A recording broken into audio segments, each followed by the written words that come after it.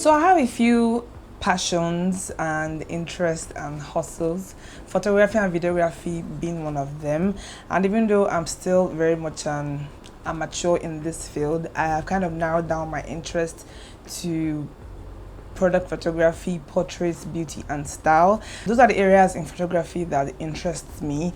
And even though I haven't been taking, a lot of steps towards building a career in that part, I really love photography and I want to take it more seriously. So I'm a newbie in all of this. Pardon how this video is going to go, but I want to take you behind the scenes of a product shoot that I'm trying to do. I just want to get in more practice and maybe try and start building the portfolio. So today I'm shooting a couple of products and I'll be taking you through my setup, camera setting, the product themselves. I might not go so in depth into my edits, but I'll try and share as much as I can in that in the process. And then yeah, basically that's what this video is about. It's my little product photography behind the scenes setup type video. I don't know what to call this video yet, but so these are the products that I'll be shooting today: the Mary Kay mascara and the classic eyebrow pencils that I reviewed a couple of videos ago. If you have not seen that video, I'm gonna link it up here somewhere so you can go check it out. I was meant to have shot the products before going ahead to use them, but anyway, here we are.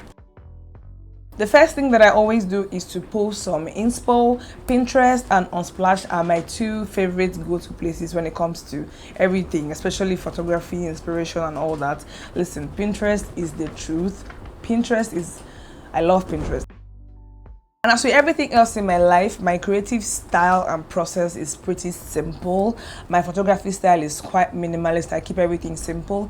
I shoot with mostly natural light, but I also have a basic 4 bulb studio light that I'm going to show you in a bit. I have that to support, but I mostly play with lights and shadows. You can follow my photography page on Instagram to see some of my past work. It's nothing impressive, but I have it up there anyway. So you see that I use mostly natural light and shadow. I like my photography and my imaging quite simple.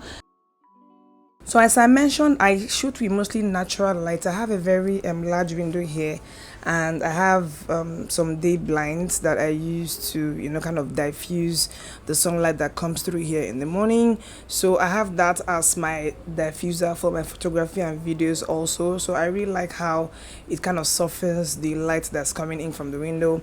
But to support it, I also have a basic 4 bulb studio light, nothing fancy, just basic light. And then I also have a reflector that I've just propped up on a chair so that it reflects light on the table where I shoot. Now for the table, I've just put this simple table just by the corner of my room, nothing special. I like this angle because I get the natural light from the window, but at the same time that corner that is kind of darker adds some dimension to my picture. So I like how it looks. The table is basic, nothing crazy. I've just put a white cloth on the table, and I have my few props. I'd mentioned before that I keep my photography pretty simple. I don't do too much, which is why you see just very few props. So I have the products, the mascara and brow pencils. I have an empty bowl. I have a blank photo frame and those 2 table lights. Those are basic Lonto lights, but the smaller light has 3 settings where I can get warm light or neutral light or cool light. I really like that. Then I have a basic plant that is ill-fitting to that pot, but I like how it looks. Or I also wanted something green in my pictures, and my other plants are still too small, so this is what I have at the moment.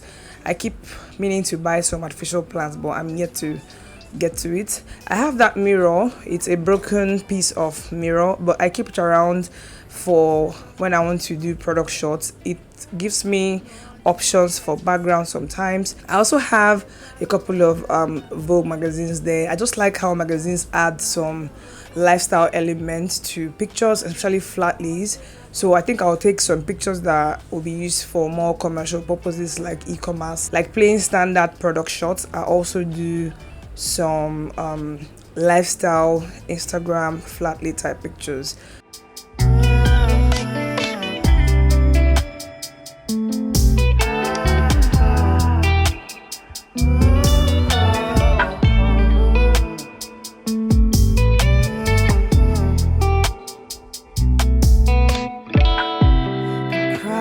so much.